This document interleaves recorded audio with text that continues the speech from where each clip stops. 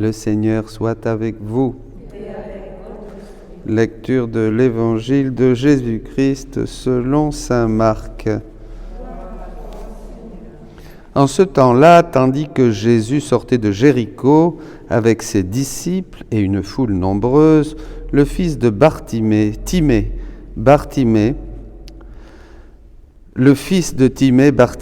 un aveugle qui mendiait, était assis au bord du chemin. Quand il entendit que c'était Jésus de Nazareth, il se mit à crier « Fils de David, Jésus, prends pitié de moi !» Beaucoup de gens le rabrouaient pour le faire taire, mais il criait de plus belle « Fils de David, prends pitié de moi !»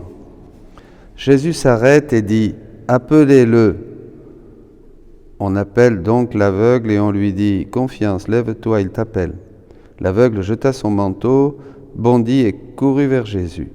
Prenant la parole, Jésus lui dit « Que veux-tu que je fasse pour toi ?» L'aveugle lui dit « Rabouni !» que je retrouve la vue. Et Jésus lui dit « Va, ta foi t'a sauvé. » Aussitôt l'homme retrouva la vue et il suivait Jésus sur le chemin. Acclamons la parole de Dieu.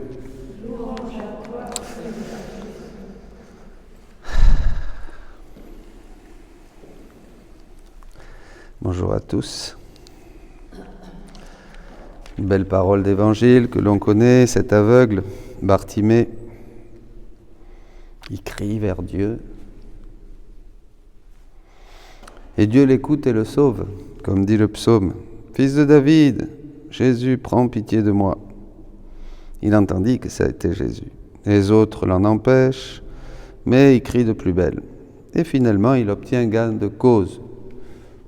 Avec Dieu, il faut savoir faire ses caprices. Il nous écoute, il aime bien. Il préfère quelqu'un, un de ses petits qui fait un caprice, qu'un autre qui croit ou qui s'y croit et qui n'a finalement pas une relation simple, spontanée, d'enfant avec le bon Dieu. Ça, c'est important, il aime bien.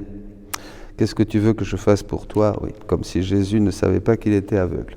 Ça encore, ce sont les choses du Seigneur. Il sait tout, mais il s'amuse avec nous. Ah, le bon Dieu. Alors, on va voir ce texte qui a un enseignement très profond, parce que souvent, nous ne faisons pas... Jésus fait des miracles, c'est bien, waouh, alléluia, il a guéri un aveugle, là, il a fait marcher un boiteux, et ici, il a ressuscité un mort. C'est vraiment formidable, c'est vrai. On peut le dire, mais on ne voit pas pourquoi, en fait.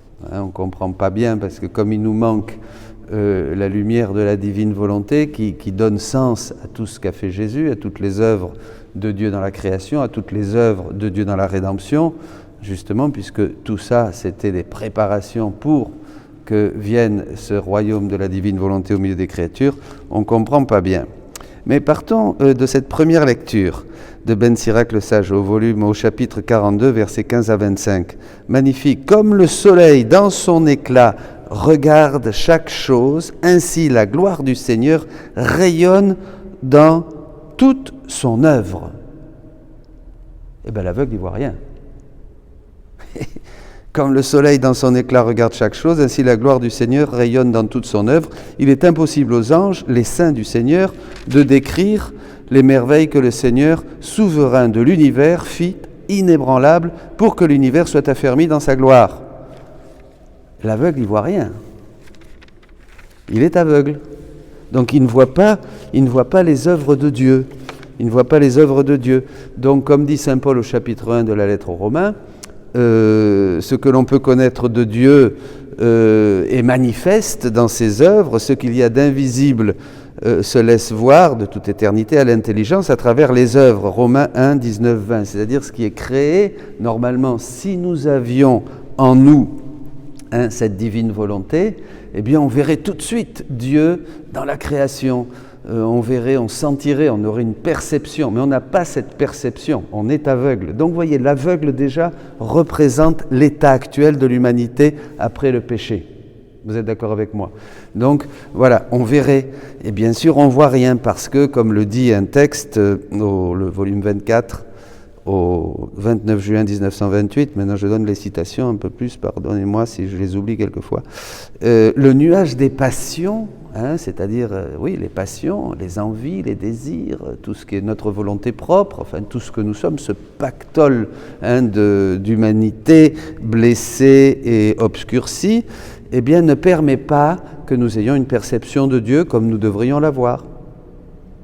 D'accord ? Bon. Donc, les nuages des passions. La foi est obscure, c'est le cas de le dire. La foi est obscure, comme disait Saint Jean de la Croix. Ben oui, elle est obscure, pourquoi ? Parce que la divine volonté ne règne pas en moi. En me séparant de Dieu par le péché originel, l'absence originelle, il vaut mieux dire, eh bien j'ai perdu la vie divine et la divine volonté. Donc, comme je n'ai plus la divine volonté en moi, la création ne me reconnaît plus comme fils de Dieu, c'est pour ça que je me fais bouffer par un lion, et puis moi je vois rien, je vois pas Dieu dans ses œuvres, je vois pas les attributs de Dieu resplendir, vous voyez, dans les œuvres de la création. Donc je suis vraiment aveugle. Je suis comme ce gars-là qui se présente devant Jésus, et Jésus est Dieu, il ne voit pas Jésus, il ne voit rien du tout, il ne voit ni Jésus avec ses beaux cheveux longs et ses beaux yeux bleus, et il ne voit pas non plus la divine volonté qui est devant lui, en train de lui dire « Qu'est-ce que tu veux que je fasse pour toi ?» Il ne voit pas Dieu, il ne voit rien, voyez. Donc ça, c'est notre foi est vraiment d'une obscurité totale. Et après, évidemment, dit Jésus, quand on aura recouvré la vue parce que nous allons faire vivre, laisser vivre et régner la divine volonté en nous, nous verrons. D'ailleurs, on le sait, dès qu'on commence, même nous, qui ne sommes pas des champions de la divine volonté, puisqu'on fait des actes et des actes, elle nous est prêtée, comme dit Jésus, un petit peu. Mais quand même, on peut dire qu'il y a quelque chose qui a changé. C'est plus comme avant. Parce qu'on a une perception de Dieu qui est nouvelle, on sent les choses, on sent qu'on est dans l'accomplissement, on sent que le ciel est plus ouvert qu'avant, on sent que déjà on vit un peu la vie du ciel sur la terre, on continue, puis au fur et à mesure qu'on fait des actes dans la divine volonté, que nous nous nourrissons de ces choses du ciel, eh bien on est de plus en plus heureux, de plus en plus libre, on embrasse la croix, on accepte et on s'abandonne, etc., etc. Bon voilà, tout ce qui fait cette vie nouvelle qui est un nouveau baptême, dit Jésus, un nouveau baptême de feu, un nouveau baptême dans l'Esprit Saint. Bien. Alors maintenant, allons un petit peu au cœur de cette réflexion, ce qui est important, au cœur de cette réflexion. Donc cet aveugle est là et il recouvre la vue. Alors pourquoi ? Pourquoi ? Jésus fait des actes. Les actes de Jésus, les miracles de Jésus. Jésus fait plein de choses. Tout ce que fait Jésus, tout ce que fait Dieu, d'abord, il faut qu'il trouve une créature pour tout donner. Pour donner tout ce qu'il fait. Au début, il a tout donné à Adam. Adam, donc, était le dépôt de toutes les œuvres de Dieu. Ça n'a pas marché avec Adam, donc le plan a dû être repris. Il a été repris avec Jésus qui est venu. Et Jésus est venu, l'incarnation, il a dû mettre tout en dépôt, en qui ? En sa maman céleste. En sa maman, Jésus a mis donc tout en dépôt, il a mis toutes les œuvres de la rédemption, tout ce qu'a fait Jésus, là on va le voir, on va lire un texte, il l'a mis en dépôt en Marie, elle les a même fait avec lui, Marie est médiatrice, il a tout mis, tous ces miracles, toutes ces paroles, toutes ces grâces, il l'a mis dans la plaine de grâce, pour que maintenant Marie, depuis 2000 ans, médiatrice de toute grâce, puisse donner à ses enfants ses trésors, le trésor qu'elle a eu dans son sein, la pleine de grâce, on l'appelle, et qu'elle a donné au monde Jésus. Donc voilà, toutes les grâces, en Marie, il y a les moyens, les grâces et les moyens pour guérir et pour acquérir le salut. Mais le salut, ce n'est pas la finalité. Est-ce que Jésus est venu pour que vous soyez sauvés ? Non. Jésus n'est pas venu d'abord pour que vous soyez sauvés. Non. Il est d'abord venu pour glorifier le Père. Il est d'abord venu pour refaire toute l'humanité et qu'il y en ait un qui glorifie le Père et surtout qui lui restitue tout ce que nous lui avons volé et usurpé par le péché. Donc la raison première de la venue de Jésus, c'est d'abord de glorifier le Père. Et dans un second temps, nous sauver, évidemment. Bon, voilà. En plus, ça va plus loin parce qu'en nous sauvant, il se sauve lui-même, évidemment, puisque... il se sauve lui-même puisque nous sommes ses résidences et tout en nous est fruit et donné par Dieu, tout ce que nous faisons. Donc l'homme doit arriver à la finalité pour laquelle il a été créé. Hein. Dieu ne pouvait pas laisser ce plan, sinon il aurait tout détruit. Il ne pouvait pas laisser l'homme dans cet état. Mais bon. Donc ça c'est important. Alors, voilà. Alors on va lire donc ce texte. Hein. Voilà. Déjà c'est une petite introduction. Nous allons, vous pouvez le méditer au volume 23, 27 janvier 1928, et nous allons voir combien ces miracles de Jésus et tous les actes de Jésus sont vraiment pour prier, pour préparer, pour annoncer, pour nous faire voir ce qui vient, c'est-à-dire le royaume de sa divine volonté qui va commencer avec Louisa. Ma fille, tu dois savoir que la rédemption renfermait le royaume de ma divine volonté. Évidemment, dans la rédemption, à l'intérieur de la rédemption, il y avait le royaume de la divine volonté, mais il n'était pas manifesté. La Vierge Marie, non seulement porte en dépôt toutes les œuvres de la rédemption pour nous racheter, pour nous donner la grâce, pour nous câliner, pour nous libérer, elle a toutes ces œuvres de Jésus, elle va emporter le dépôt, parce que Jésus, il fallait qu'il donne à quelqu'un qui soit réceptif. Il n'allait pas donner à l'aveugle, il n'allait pas donner à la femme samaritaine en dépôt toutes ses œuvres, c'est pas possible. Ça aurait été terrible, il le dit Jésus, il n'aurait rien reçu, donc il fallait qu'il trouve une créature qui est immaculée, qui est pure et qui va garder toutes ses œuvres, tous ses actes, puisque ce sont des actes qui sont éternels, tous ces actes pour pouvoir les redonner. Donc c'est la Vierge Marie. Et donc, mais elle avait aussi, c'est ça que je veux dire, elle avait aussi à l'intérieur le royaume de la divine volonté, mais pas manifesté. Pas manifesté, vous me comprenez? C'était inclus. Parce que ce n'était pas à elle de le manifester, même si elle le vivait pleinement, puisque Marie avait le don plénier de la divine volonté. Mais ce n'était pas à elle de le manifester. Ça sera Louisa, une de notre race. Que tous les actes que j'ai accomplis contenaient les deux royaumes, avec cette différence que j'ai fait don des actes qui concernaient ma rédemption, en les manifestant ouvertement, car il devait servir de préparation au royaume de ma divine volonté. Voilà, les actes de la rédemption, les miracles, les paroles, les larmes de l'enfant Jésus, tout ça, son sang, toute son agonie, tous ces actes de Jésus préparent à ce royaume de la divine volonté où l'homme va enfin faire les mêmes actes que Dieu. Bon, on va y arriver. Par contre, j'ai conservé en moi comme suspendu, dans ma divine volonté, suspendu, voyez, les actes en rapport avec le royaume de mon divin fiat. C'est-à-dire les actes de la rédemption, bénissez les hommes, les lavez, les purifiez, les pardonnez, les sauvez, leur donner la vue, les faisait marcher, les grâces, les sacrements, tout ça, ça fonctionnait. Et les autres actes que Jésus préparait pour que l'homme fasse des actes divins, ça, c'était réservé. C'était pas encore. Voilà. C'est des actes suspendus que maintenant nous pouvons prendre. Bon, ce sont les actes en rapport avec le royaume de mon divin fiat. Or, tu dois savoir que lorsque notre divinité décide de manifester extérieurement une œuvre ou un bien, nous choisissons d'abord une créature où déposer notre œuvre. Car nous ne voulons pas que ce que nous faisons reste dans le vide et sans effet. Donc, ça d'abord Adam, je vous disais, puis après la Vierge Marie, bien sûr. Ni qu'aucune créature ne soit dépositaire de nos bienfaits. C'est pourquoi nous en appelons au moins une. Si les autres créatures ingrates refusent de recevoir nos bienfaits, il en est au moins une en qui nos œuvres peuvent être déposées, et lorsque nous sommes sûrs d'elle, attention, nous nous mettons à l'œuvre. Vous voyez, ça c'est très important. Alors là, on voit le rôle de la Vierge Marie. Dans la rédemption, la dépositaire de tous mes actes était mon inséparable maman. On peut dire que lorsque j'allais respirer, pleurer, prier, souffrir et faire tout ce que j'ai fait, c'est elle que j'appelais d'abord pour recevoir mes respirations. C'est voir que tous les actes qu'a fait Jésus sont très très grands. C'est des actes d'un Dieu fait homme.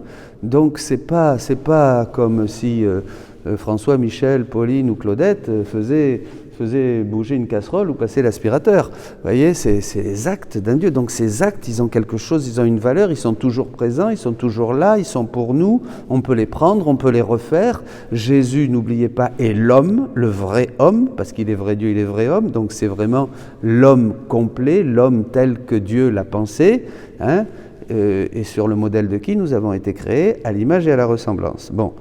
Alors donc tous ces actes de Jésus sont très importants. Et là, il fallait qu'il y ait quelqu'un qui les reçoive. Je vous disais, ça ne pouvait pas être la Samaritaine, Bartimée ou Matthieu, ou je ne sais pas. Ça ne pouvait pas être un de ces gars-là qui pouvait recevoir les actes de Jésus.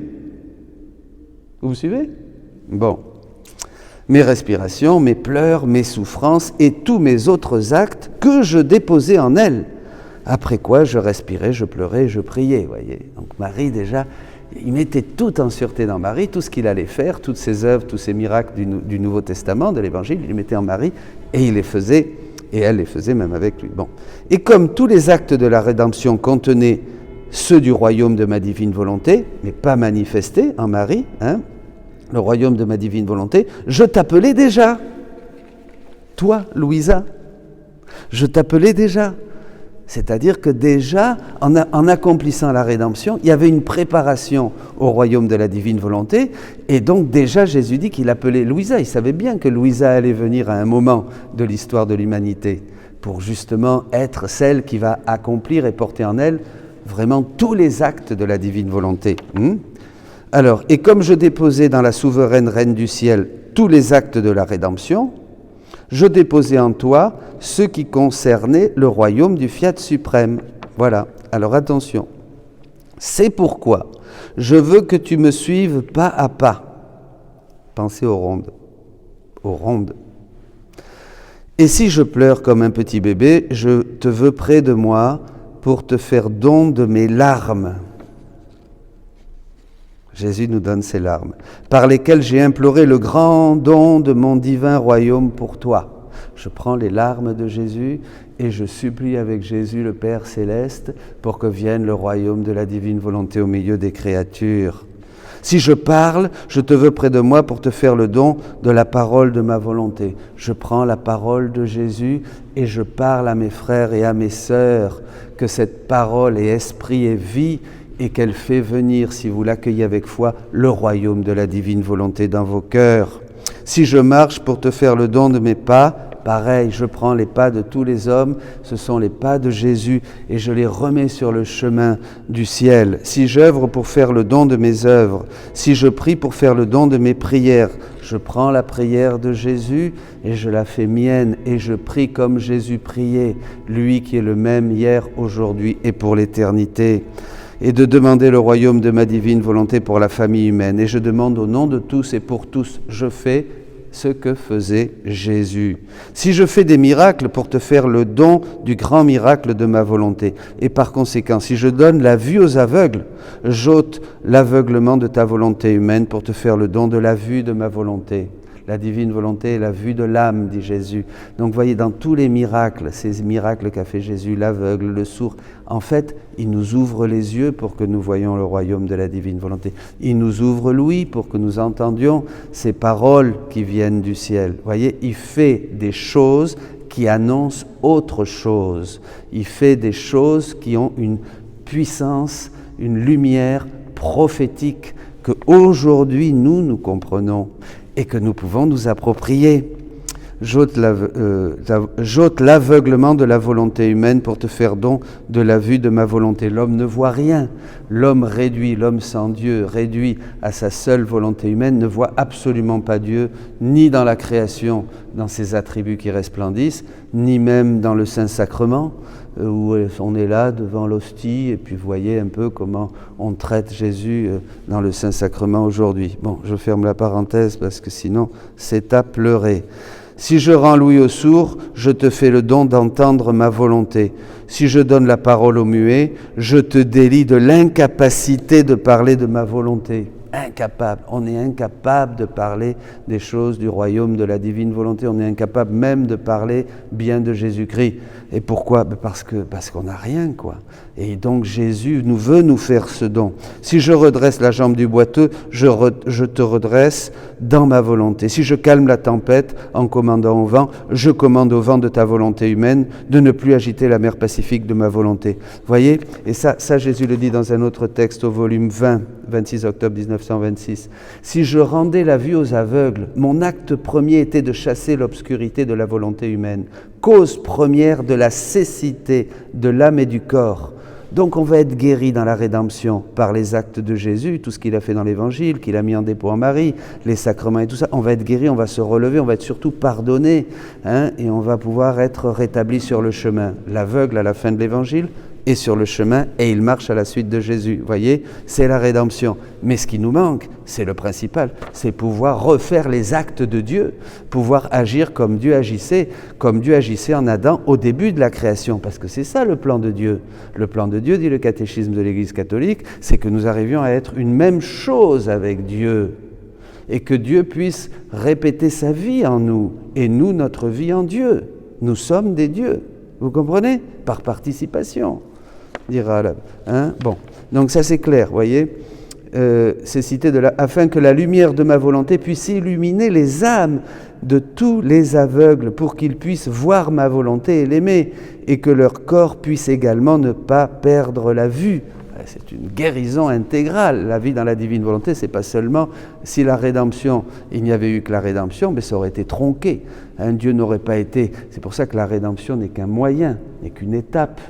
C'est pas le plan final de Dieu. Le plan final de Dieu, c'est que nous soyons comme Dieu. Vous comprenez? Ça, c'est très lumineux. Bon, voilà. En somme, alors d'abord Louisa. On va voir maintenant, bien sûr, d'abord Louisa, la première, elle va donc récapituler en elle, c'est la première en qui, après la Vierge Marie, mais la Vierge Marie ne s'était pas manifestée. Évidemment, Jésus ne pouvait pas tout faire. D'abord la rédemption, et après le royaume de la divine volonté. Bon. Alors, en somme, il n'est rien que je fasse ou souffre sans t'en faire don et déposer en toi le royaume de ma divine volonté, tant aimé et formé en moi-même. Voilà, le royaume de la divine volonté en Jésus, qui est le royaume de Dieu, ça y est. Maintenant, après avoir fait l'œuvre de la rédemption, il appelait déjà Louisa dans ses actes, il donne tout à Louisa, et à nous. Maintenant, nous allons pouvoir dire, Jésus vient manger avec moi. Vous vous rappelez les prières au début très simples, très pédagogiques. Jésus vient conduire la voiture avec moi. Jésus vient écrire à l'ordinateur avec moi. C'est pas que Jésus savait faire taper sur un ordinateur, c'est pas ça. Mais on invite la divine volonté, on la laisse agir dans nos actes. On commence à faire des actes et des actes et des actes qui deviennent des actes divins. Voyez, divins. Voilà, c'est ça qui est... Viens Jésus faire ça en moi, dans la divine volonté. Ce que fait Dieu, le fait l'homme, dit Jésus, et ce que fait l'homme, le fait Dieu. Vous voyez, on commence à travailler en mode divin, comme le pain et le vin sont changés par la parole du prêtre et l'action de la divine volonté, en corps et sang du Christ. Mes actes, par la parole de la divine volonté, par la puissance de la divine volonté, mes actes sont changés en actes divins. C'est pas merveilleux? Comme dirait le Père Chonang, c'est inouï. C'est inouï, mes frères bien-aimés, c'est vrai. Voilà. Bon, alors, continuons. Était pour moi la plus grande souffrance formant en moi dans mon humanité. Alors, oui, Jésus dit, cela aurait été pour moi la plus grande souffrance, des souffrances si formant en moi, dans mon humanité, et avec tant d'amour le royaume de ma divine volonté, raison première de ma venue sur la terre, et ce pourquoi je formais ce royaume afin de le restaurer dans les créatures, je ne devais pas être certain, comme je le fus pour la rédemption, avec maman Marie, qu'une créature, au moins une, devait recevoir la restauration du royaume de mon divin fiat. Mais ça aurait été terrible, Jésus. Dieu ne peut pas faire des choses comme ça. Dieu ne peut pas agir. Vous croyez-vous que Dieu fait des choses et puis, voilà, allez, si ça marche, et puis si ça ne marche pas, qu'à Dieu ne plaise. Bon, Dieu n'est pas... Dieu, quand il fait quelque chose, il ne le fait jamais de manière inutile, dit Jésus. Jamais, jamais, jamais. Donc tout ce que fait Dieu doit trouver au moins une personne qui l'accueille pleinement, totalement, avec tout son cœur, définitivement. Il doit trouver une personne. La Vierge Marie, bien sûr. Louisa, bien sûr. Et même dans l'ordre de la rédemption, les grands charismes ont été accordés, je ferme la parenthèse tout de suite, à Sainte Thérèse d'Avila, à Sainte Faustine, à Saint Benoît. Ils ont été porteurs de grâce. Il a donné à un ou à l'autre des grâces énormes pour qu'ils puissent les partager. Dieu fait toujours comme ça. C'est pour ça que les saints, certains saints, sont chefs de famille, fondateurs d'ordre.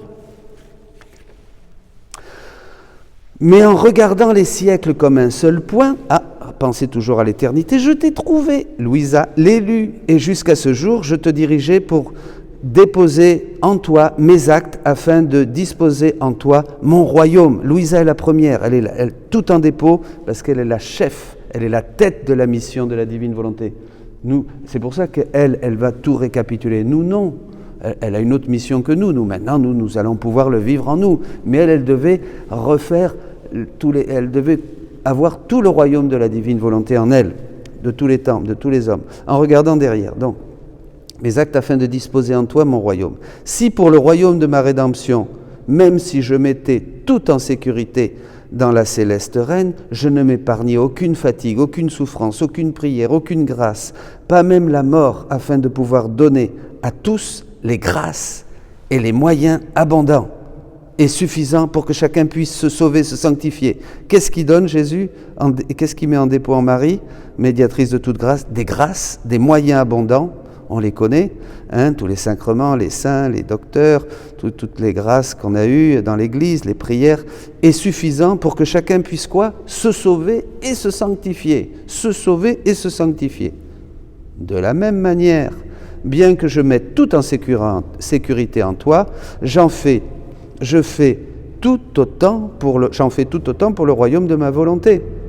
Je n'épargne rien, ni enseignement, ni grâce, ni attrait, ni promesse, afin que chacun puisse recevoir ce grand bien de ma volonté et trouver en surabondance les moyens et les secours pour vivre un si grand bien. Eh bien, maintenant, qu'est-ce qu'il fait Jésus? Dans Louisa, qui est la chef de la mission, qui est la première qui va vivre dans le royaume de la divine volonté, il va mettre tout ça en dépôt, pour que maintenant, nous, eh bien, en lisant la parole de Jésus, en nous nourrissant de ces vérités célestes, en découvrant tous ces trésors, puisque le ciel nous est ouvert, eh bien, nous puissions aussi agir dans la volonté de Dieu et faire de la volonté divine notre aliment constant, comme Jésus. Je n'ai d'autre nourriture que la volonté du Père, voyez, et grandir dans cette vie divine. Eh bien, mes amis, soyez bénis.